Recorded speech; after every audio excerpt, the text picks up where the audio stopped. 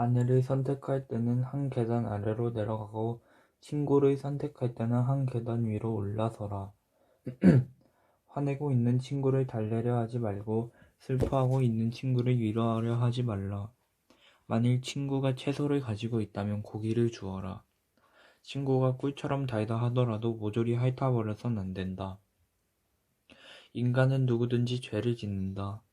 그러므로 유태의 가르침에는 동양 도덕에서처럼 엄격하고 긴장된 느낌은 없다. 죄를 지었어도 유태인은 유태인인 것이다. 예를 들어 화살을 관역에 맞힐 능력이 충분함에도 불구하고 맞히지 못할 수 있는 것처럼 본시 저지를 리가 없는데도 어쩌다 저질러졌다는 것이 유태인이 생각하는 죄의 관념이다. 유태인들은 죄에 대한 용서를 빌 때 결코 나라 하지 않고 우리들이라고 한다. 유태인들은 모두를 한 집안의 대가족으로 생각하고 있으므로 비록 혼자 죄를 저질렀어도 모두가 죄를 저지른 것이 된다. 따라서 자신은 저질러진 것에 대해 하나님께 용서를 빌어야 한다. 그것은 자신의 자선이 부족해서 일어난 일이라고 여기기 때문이다. 특별한 경우의 거짓말도 용서받을 수 있을까? 탈무드에 따르면 다음과 같은 두 가지 경우에는 거짓말을 하라고 했다. 첫째, 누구든 이미 사버린 물건에 대해 의견을 물어올 때 설령 그 물건이 별로 좋지 않은 것이라 할지라도 좋다고 거짓말을 해야 한다. 둘째, 친구가 결혼했을 때 비록 신부가 뛰어난 미인이 아닐지라도 반드시 굉장한 미인이라고 말하며 행복을 기원해야 한다. 탈무드 시대의 타민족들에게는 만일 아내가 남편 아닌 남자와 성관계를 가졌을 경우 이는 물론 남편에 대한 죄이므로 남편은 아내와 아내의 정부에게 어떤 판결을 내려도 좋도록 되어 있다. 남편은 아내와 정부에게 벌을 줄 수도 있고 용서를 베풀 수도 있었던 것이다. 하지만 그런 행위를 하나님에 대한 모독이라고 여기는 유태인 사회에서는 남편에게 벌을 내리거나 용서할 아무런 권한도 주어지지 않았다. 그것은 유태인이게 하는 우주의 율법에 대한 죄이기 때문이었다. 다시 말해 인간에 대한 죄가 아니고 하나님께 죄를 지은 것으로 생각했던 것이다. 올바르고 미국 군목으로부터 부임해 있는 랍비들의 경우 대개가 유태 신학교를 갓 졸업한 청년들이다. 그러므로 나이가 든 지도자와 같이 여겨져서 무슨 문제가 발생하면 그들은 나의 견해를 듣기 위해 내 집을 방문하거나 전화를 걸어온다. 어느 날 젊은 랍비가 나를 찾아왔다. 그는 싸움 중인 한 부부를 동반하고 있었다.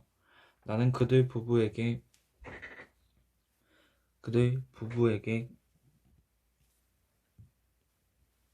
두 사람의 랍비가 얘기를 들어도 되겠느냐고 물어 승낙을 얻었다. 부부간의 문제를 상담할 때에는 그들을 함께 얹혀놓고 들으면 안 된다. 서로 자기 주장만 내세우기 때문에 반드시 두 사람을 따로 불러 상담을 해야 한다. 한 사람씩 따로 떼어서 이야기를 들으면 대개의 경우 서로가 서로를 생각하며 아껴주고 있다는 사실을 분명히 알 수 있다. 그러므로 인내심과 동정심으로 가지고 그들의 문제에 접근해 나가면 대부분의 일은 해결된다. 그때도 나는 우선 남편의 이야기를 듣고 난 다음 그의 주장을 전부 인정하고 동의를 표했다. 다음에는 아내를 불러들였다. 그녀의 이야기를 참을성 있게 듣고 난 나는 이번에도 그녀가 주장하는 게 모두 옳았다고 인정해 주었다. 두 사람이 나간 뒤 그 젊은 랍비에게 당신이라면 어떻게 해결하겠느냐고 물었다. 그러자 그는 저도 도저히 납득할 수가 없습니다. 선생님께서는 남편의 이야기를 들었을 때에는 남편의 이야기가 모두 옳다고 인정했고 아내 쪽 주장을 들었을 때 역시 모두 수긍하며 옳다고 인정했습니다. 두 사람은 전혀 다른 주장을 내세우고 있는데 어떻게 그들의 주장이 모두 옳을 수 있겠습니까? 하고 의문을 표시했다. 나는 당신의 지금 이야기가 가장 옳다고 말했다.